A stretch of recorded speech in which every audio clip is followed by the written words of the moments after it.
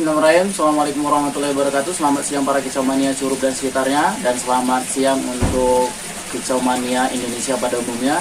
Bertemu lagi dengan saya, Kawi Larang, dalam rangka penjabaran mengenai sistem penilaian lomba dan pameran burung berkicau yang akan kita laksanakan pada tanggal 20 November 2022 minggu besok, kurang lebih 2 minggu lagi. Itu yang bertajuk Gebyar Putri Tunggal 3.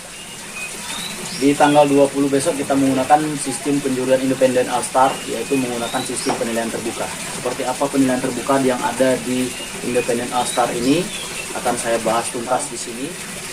Itu bahwasannya juri 1 sampai dengan 4 nanti memang pengajuan juri 1 sampai dengan 4 itu nanti langsung disaksikan oleh semua peserta yang hadir pada saat itu. Misalkan selama ini ajuan konser itu hanya diketahui oleh juri dan kemudian direkap oleh korlap, dan juga korlap nanti akan memberikan tambahan nominasi. Tapi di sini tidak. Di sini nanti selain juri itu memberikan konser A dan B, juri juga harus mengajukan ajuan nominasi. Jadi tanggung jawab juri itu selain untuk ajuan konser, dia juga harus bertanggung jawab burung mana saja yang layak untuk diajukan nominasi. Nah, di sini nanti akan terlihat jelas oleh semua peserta yang hadir burung mana saja yang diajukan nominasi oleh juri si A, si B, si C, dan si D. Tidak ada lagi yang namanya tertutup. Tidak ada lagi yang namanya kawan-kawan peserta ini bertanya-tanya kira-kira burung saya masuk nominasi atau tidak. Tidak ada lagi pertanyaan yang namanya juri si A lihat burung saya kok tiba-tiba tidak diajukan nominasi padahal burung saya kerja maksimal. Jadi sini nanti akan terbahas, akan terlihat oleh semua peserta yang hadir pada saat itu. Nanti kawan-kawan juri pada saat penilaian dimulai, semua juri itu berada di posisi mereka masing-masing. Start juri, putaran 1, putaran 2, putaran 3, dan putaran 4. Putaran pertama itu kawan-kawan juri harus mencari kinerja burung, berarti kinerja awal. Putaran pertama itu harus tahu kinerja burung dari awal. Setelah putaran kedua, mereka nanti akan membandingkan burung ini kerja awal dan putaran kedua ini burung ini masih jalan atau tidak. Nanti akan diberikan contengan atau coretan oleh kawan juri. Dan ajuan ketiga nanti juri pun akan melihat antara kerja awal dan kerja tengah dan kerja akhir burung ini masih jalan atau tidak, dan akan direhab. Pada saat putaran keempat nanti kawan-kawan juri ini sudah memutuskan burung mana saja yang layak untuk diajukan konser, burung mana saja yang layak untuk diajukan hanya sebatas nominasi. Nah, ajuan 4 nominasi ini nanti akan dibuat seperti kertas kecil seperti ini, dan kertas kecil ini dituliskan oleh juri setelah penilaian selesai. Nanti saya akan memilih salah satu penonton yang hadir pada saat itu untuk mengambil ajuan ke masing-masing juri, ajuan ini. Jadi bukan saya korlap yang mengambil ajuan ini ke juri. Kalau saya korlap mengambil ajuan ini ke juri, bisa jadi ketika saya berjalan mendekati juri, saya bisa berbisik, tolong tangan sekian A dan B. Tidak. Kalau kita seperti ini, yang mengambil nanti itu penonton, otomatis ajuan ini sudah terkunci oleh juri, dan korlap tidak bisa lagi yang namanya mengganggu gugat ajuan juri ini, ya.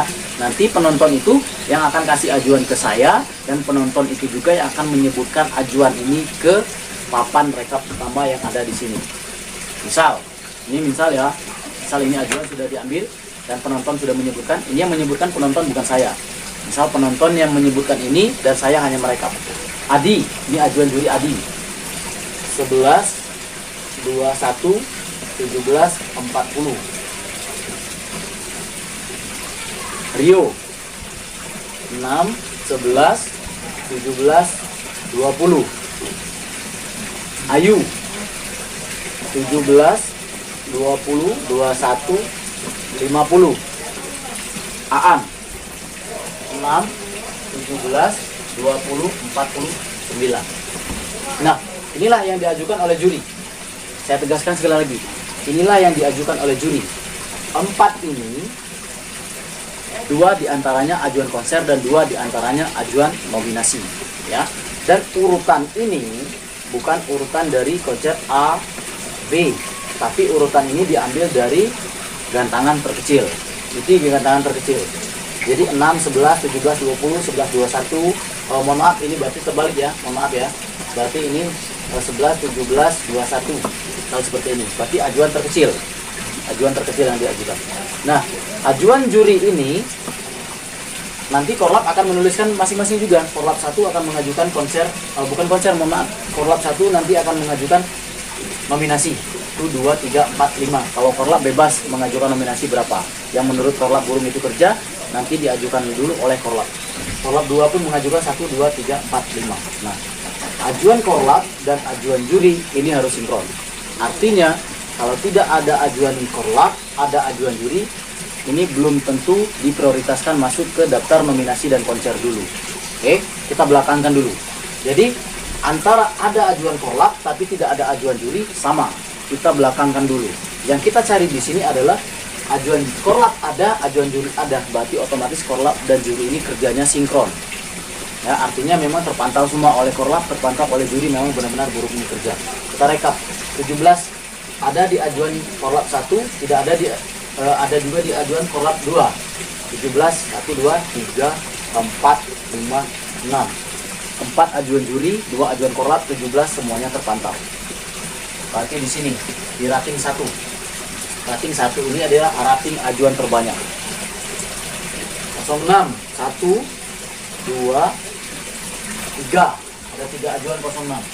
21, 1, 2, 3. 40, 1, 2, 50, 1, 2, 11, 1, 2, 3, 4. 49, 1, 2. 20, 1, 2, 3, 4. Inilah yang menjadi prioritas untuk burung ini layak di nominasi dan layak untuk di konser. Berarti prioritas ini. Nanti kembali lagi dari berapa jumlah peserta. Misal MB 200 los, pesertanya ada, taruhlah misalnya di sini ada 20 peserta. Kuota nominasi dari 20 peserta ini misalnya 5. Ya. MB los ini 20 gantangan, kuota yang masuk di daftar nominasi ada 5. Bagaimana kita mencari 5 terbaik ini? Kita ambil berdasarkan rating tertinggi. Berdasarkan rating tertinggi ini. Kita ambil dulu. Rating tertinggi yang pertama ada di 17. Berarti 17 masuk di daftar nominasi. 1. 11 masuk nominasi. 20. 06. 21. Kita lihat lagi di sini. Berarti 5 peserta. 5 kuota nominasi kita hitung 1, 2, 3, 4, 5. Berarti yang kita ambil di rating 1 dan rating 2. Otomatis yang dimasuk di rating ketiga ini 40, 50 dan 49 ini tidak masuk nominasi sama sekali. Karena dia berdasarkan ajuan terbanyak. Ada 5 ajuan terbanyak, kuota 5 nominasi dari 20 gantangan. Jadi antara pelaksana IO dan penjurian itu sama-sama diuntungkan. Jadi kalau misalnya 20 peserta kita ambil 8, otomatis IO-nya kasihan IO-nya. Nanti IO-nya nombok. Jadi seperti itu. Kalau seperti ini jelaskan. Nah, jadi seperti itu. Kalau nanti misalnya yang diambil itu 10 terbaik, misalnya 10 terbaik, kita prioritaskan yang ini tadi. 1, 2, 3, 5, 6, 7, 8. Nah, berarti 8 kurang 2 lagi. Di mana kita mencari 2 lagi? Kita cari di mana yang ada ajuan juri, tidak ada ajuan Korlap. Di mana yang ada ajuan Korlap, tidak ada ajuan juri. Di situ kita untuk mencukupkan kuota nominasi 10. Jadi seperti itu untuk para kicomania yang masih bertanya-tanya. Dan satu catatan yang harus diketahui oleh seluruh para kicomania. Saya katakan seperti ini dan saya tegaskan perlu diketahui. Kalau kita lihat di sini 17 ini adalah ajuan terbanyak, ya, di mana 2 Korlap mengajukan 17 dan 4 juri mengajukan 17. Artinya ini masuk rating 1 ajuan terbanyak. Tapi perlu diingat belum tentu 17 ini bisa juara 1. Saya tegaskan sekali lagi 17 ini belum tentu bisa juara 1. Apa alasannya dan seperti apa, mengapa? Itu kan timbul pertanyaan nanti di lapangan. Kawan-kawan pemain pun bertanya, seharusnya 17 ini harus juara 1 karena ajuan terbanyak. Belum tentu. Di Independent All Star besok, saya tidak menjamin 17 ini ajuan terbanyak.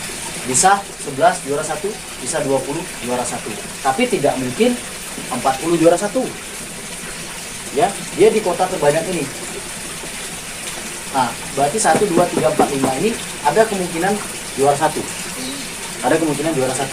Bisa 06, bisa 20, bisa 11, bisa 21, bisa 17. Kenapa? Ini alasannya. Misal juri Aan ketika dia memantau 17 ini tadi, di putaran awal burung ini bagus, putaran kedua burung ini bagus, tapi pada saat putaran ketiga 17 ini kendor. Otomatis burung ini menurut si Aan tidak layak untuk konser, tapi masih layak untuk diajukan nominasi. Makanya Aan menuliskan 17 di sini, bukan untuk konser tapi sebagai untuk nominasi. Baik lagi ke Adi. Adi tadi melihat 17 ini putaran awal masuk, putaran kedua kerja, ketiga kerja, keempat kerja. Menurut Adi burung ini layak untuk konser. Makanya Adi buat di sini 17 ini untuk di konser. Ini misal ya. Nah, balik lagi ke sini ke juri Ayu. Seperti itu. Putaran awal kedapat, kedua dapat, ketiga dapat, dan keempat pas banding-banding terakhir ternyata burung ini ngasah paru ataupun micau ataupun lagu dasar, sehingga burung ini tidak menjadi prioritas konser, hanya menjadi prioritas nominasi saja. Makanya Ayu dituliskan di sini. Kalau Ayu harus buang 17 ini tidak masukkan di nominasi karena burung ini awal, tengah, akhir burung ini sudah dapat, kendornya pas putaran terakhir. Jadi 17 ini hanya diajukan sebatas nominasi oleh Ayu, tidak diajukan oleh konser oleh Ayu. Begitupun dengan Sirio 17 ini. Jadi antara juri 1 dan juri 2 ini, 17 ini tadi ada yang diajukan untuk di konser, ada juga yang diajukan untuk di nominasi berdasarkan pantauan mereka selama 4 putaran ini.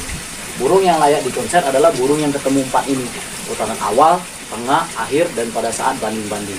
Burung ini ketika burung ini 4 putaran ini sudah ketemu semua, maka burung ini sudah layak untuk diajukan untuk di konser.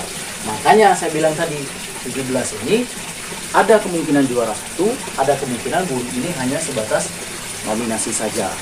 Bisa 06 juara 1, bisa. Kenapa saya katakan bisa tadi? Mungkin di sini di ajuan Rio awal, tengah, akhir sampai banding-banding 06 ketemu.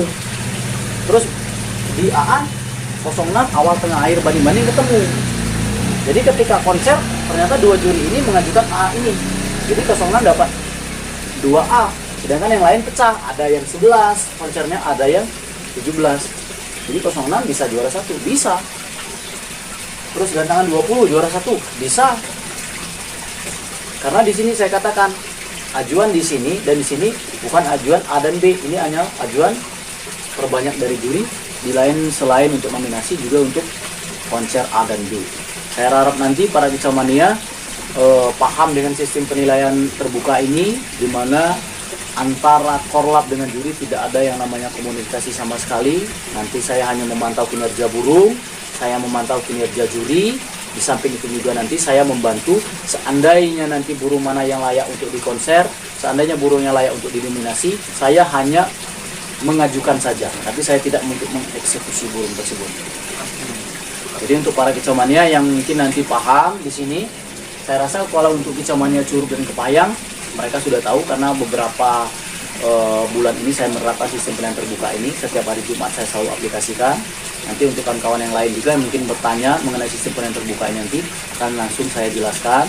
Baik nanti saya bagikan di link di Facebook atau yang lainnya, kita sharing satu sama lain. Saya akan menjelaskan pakem penilaian yang akan kita gunakan pada tanggal 20 November 2022 di Gebiar Rotu Putri Tunggal 3.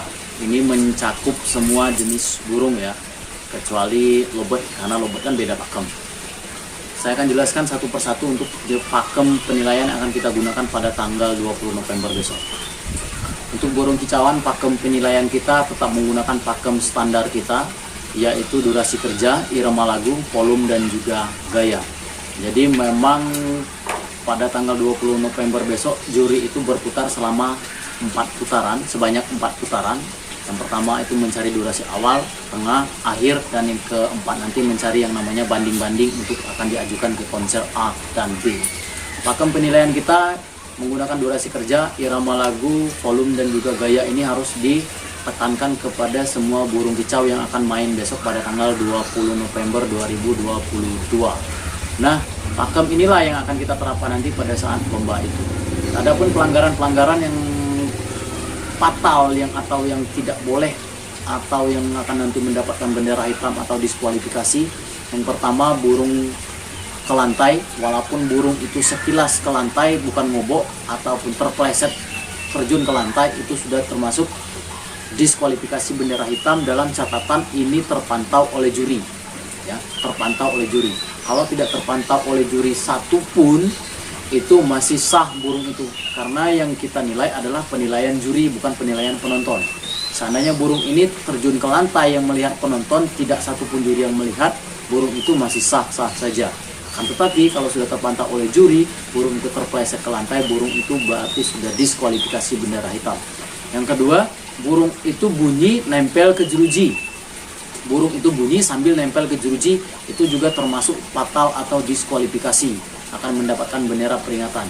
Kalau burung itu hanya nampar, ya, hanya nampar saja, setelah dia bunyi dia nampar satu kali, sekilas saja ketenggeran lagi, itu masih sah burung itu konser dan nominasi dengan catatan maksimal hanya 5 kali. Maksimal bendera stik kuning itu, bendera pelanggaran itu hanya 5 kali. Kalau burung ini sudah 5 kali, tidak ada lebih dari 5 kali, ditunjang dengan lagu yang mewah, durasi yang bagus, volume yang juga tajam, serta gaya yang menonjol, burung ini masih sah untuk konser. Tapi kalau burung ini sudah lewat dari 5 kali, semewah apapun burung itu, tetap tidak akan didapatkan nominasi dan juga konser. Jadi seperti itu. Jadi kalau untuk burung-burung kicau itu pakem kita.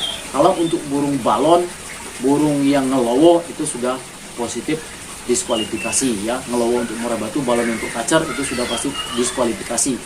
Kalau untuk kenari dan konin, angkat kaki, satu di jeruji. Kalau untuk kenari itu sudah diskualifikasi. Dan juga kalau untuk kapas tembak, pengecualian untuk kapas tembak, kalau burung kapas tembak itu nampar ke dinding, tidak bunyi di dinding, itu masih sah burung itu konser. Dengan catatan harus ditunjang durasi kerja, irama lagu, volume, dan juga gaya. Serta untuk kapas tembak, saya masih mentoleransi burung-burung yang semi buka ekor. Kalau burung yang semi buka ekor, bukan nguncup ya, bukan jambul, tapi semi buka ekor, kalau lagunya mewah masih tetap layak konser. Itu pakem kita yang akan saya gunakan pada tanggal 20 November 2022 secara umum, dan pakem ini pun akan baku saya terapkan pada tanggal 20 besok ke semua penjurian ataupun semua juri saya di Independent All Star. Itu pakem saya ucapkan terima kasih.